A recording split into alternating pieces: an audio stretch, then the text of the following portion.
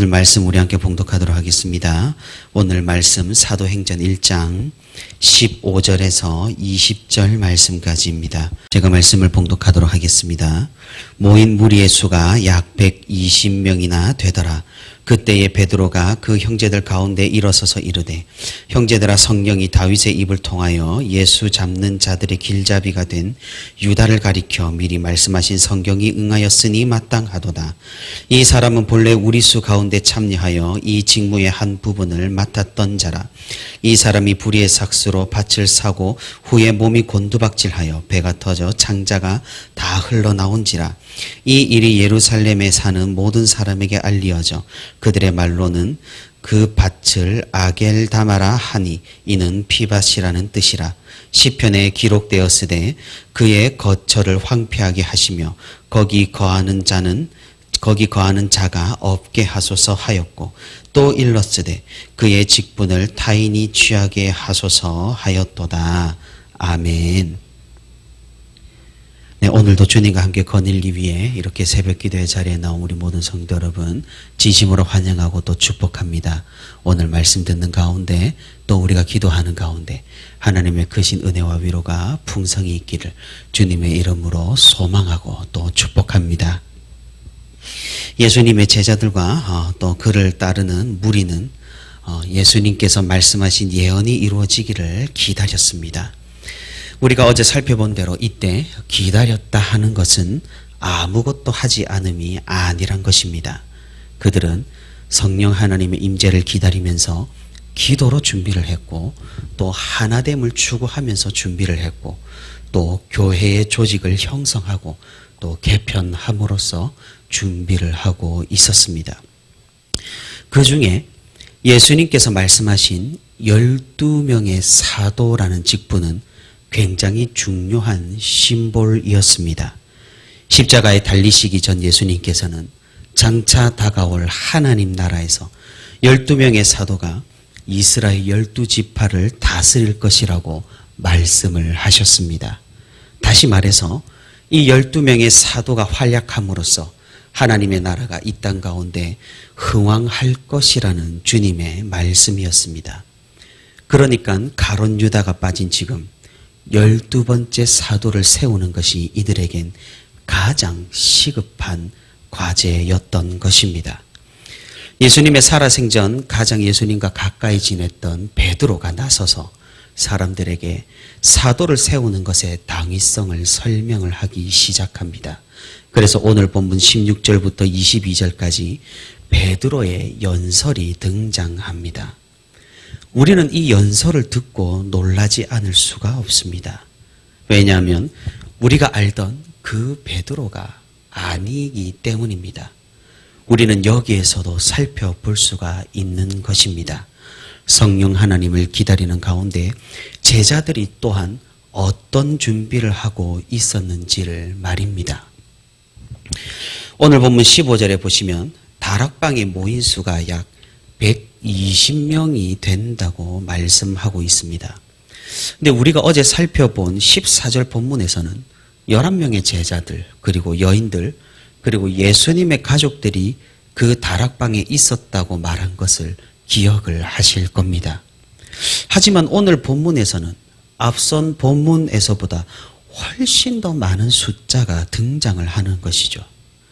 갑자기 이 14절과 15절 한 절 차이로 숫자가 이렇게 달리 나오니까 우리는 성경이 무언가 잘못되었는가 당황하기가 쉽습니다. 그렇다고 예수님을 따르던 여인들이 한 100명은 되지 않을 것이기 때문이니까 말입니다. 사실 한글 성경에서는 번역되지 않은 어구가 있습니다. 그것은 제일 15절 제일 앞에 이 기간에라는 말입니다.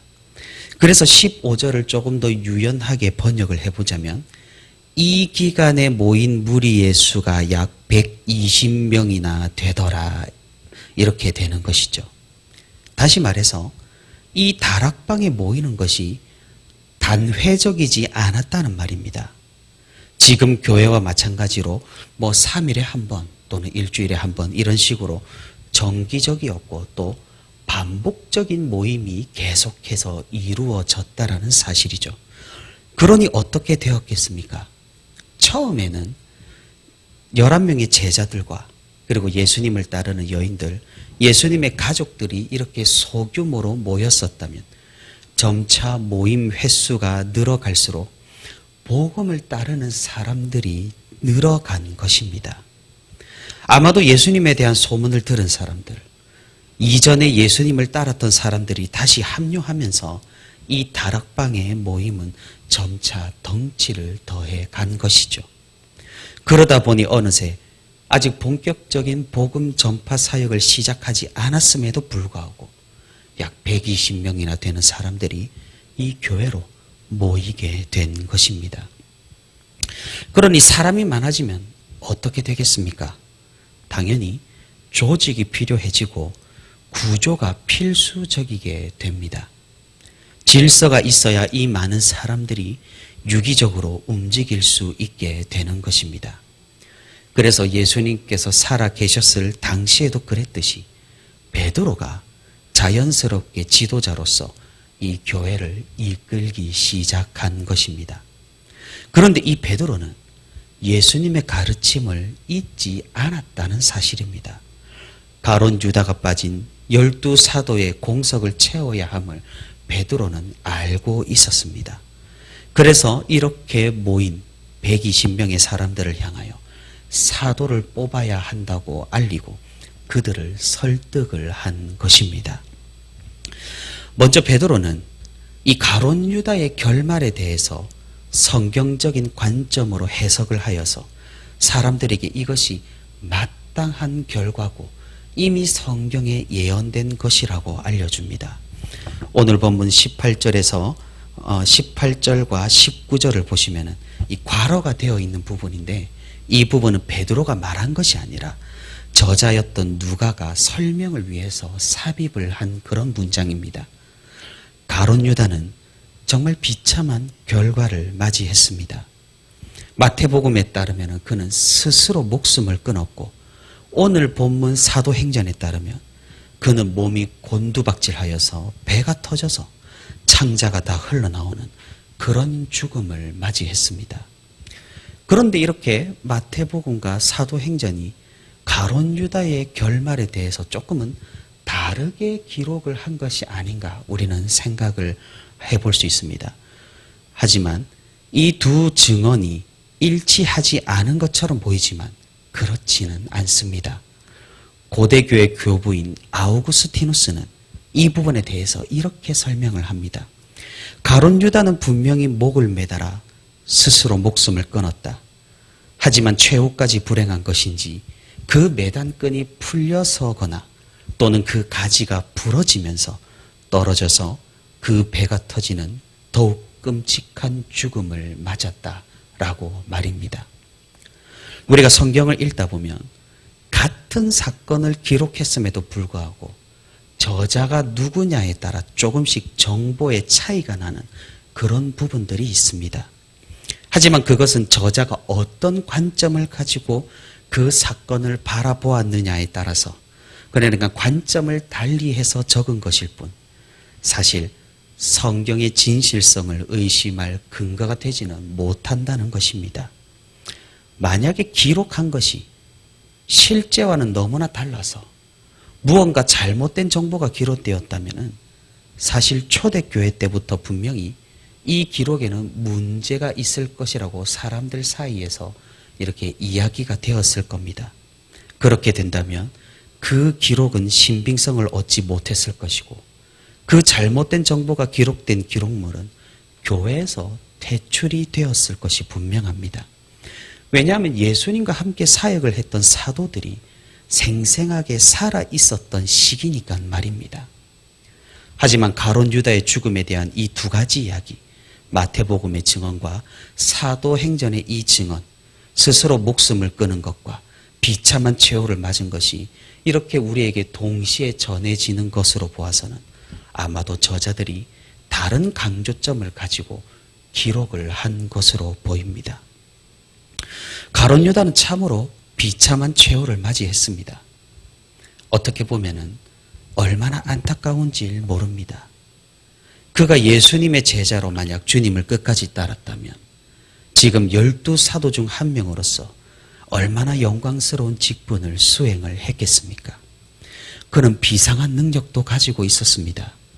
세리였던 마태도 있었지만 오히려 가룟 유다가 재정을 관리할 정도로 그는 신임을 얻었고 능력도 인정을 받았었습니다. 하지만 그런 능력이 오히려 독이 되어버린 것입니다. 베드로는 20절에서 이런 사건이 일어난 이유와 앞으로의 일에 대해서 설명을 합니다. 그 설명은 철저하게 성경적이었습니다. 이 가룟 유다의 최후는 이미 성경에 예언된 사건이었고 또한 성경에서 앞으로 해야 하는 일, 가룟 유다를 대신해서 사도를 뽑아야 하는 일도 이미 기록되어 있다는 사실을 알려줍니다. 이런 주장을 뒷받침하기 위해 베드로는 시편에서 두 곳을 인용합니다. 먼저 오늘 본문에 그의 거처를 황폐하게 하시며 거기 거하는 자가 없게 하소서 시편 69편 25절을 인용하여서 가룟 유다의 최후에 대한 그런 예언을 말합니다.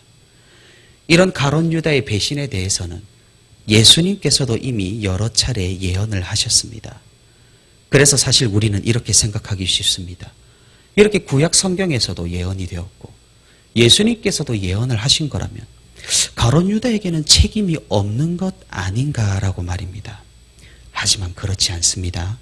전에도 제가 누가복음을 살펴볼 때 말씀을 드렸다시피 필연성은 책임을 회피하지 못한다라는 사실입니다.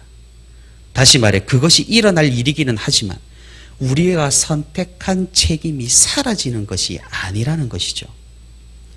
또한 베드로는 그 뒤에 그의 직분을 타인이 취하게 하소서 시편 109편 8절에서 유다를 대신해서 누군가를 선출해야 하는 그런 필연성에 대해서도 이야기를 합니다. 이렇게 시편을 통하여서 성령의 인도하심을 받은 다윗 왕의 시편을 통해서 이제 교회가 사도를 선출해야 한다는 것을 강력하게 주장을 하고 있는 것입니다.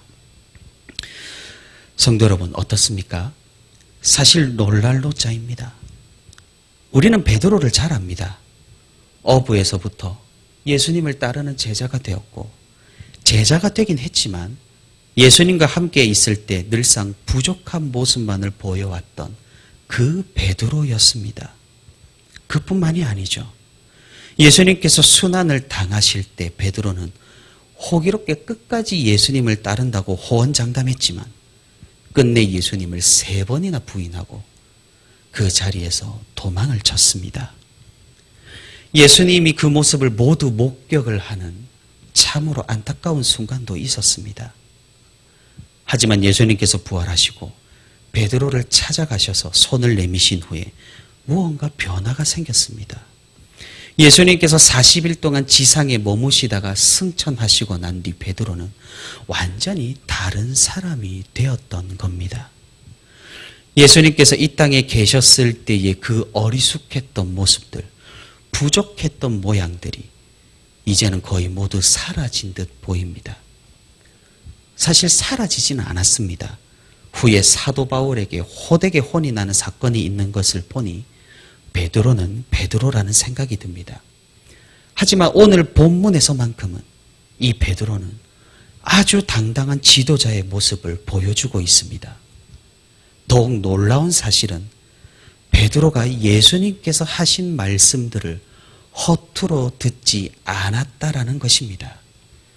예수님의 말씀들을 하나하나 모두 기억하고 있었고 그 말씀대로 지금까지 실천하고 있는 것을 보게 됩니다. 그리고 무엇보다 이런 연설에서 이렇게 시편을 인용했다라는 사실은 이 베드로가 성경에 대한 연구를 아주 광범위하게 했다라는 사실을 보여줍니다. 사랑하는 성도 여러분, 이것이 우리에게 무엇을 보여줍니까? 베드로는 철저하게 성경을 따랐습니다.